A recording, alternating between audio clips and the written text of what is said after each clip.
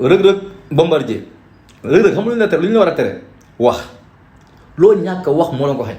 contre Sa Thiès combat bi yaa ko moom de mais yàlla moo bëggul ay mën a mën ak wax ay ndab dañ koy jeexal parce que li nga naan kii mag la loolu c'est faux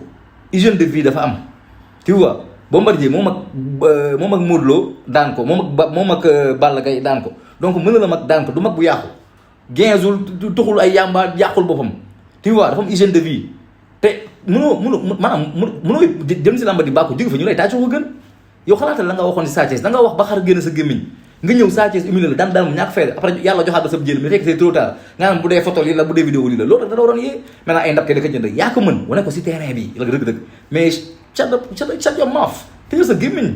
gërëyee nga ñoo xam ne champion nga boo tuusee ne mën ne bëri mais làmmiñ baaxul tu vois daana bu ñàkk fayda la Sa Thiès daan te yaa moomoon combat bi mais wax ju bëri moo tax bii nag dafa rawate Bombardier dafa dem retraite yóbbu ko fa maa la gën a féete xale maa la fa doole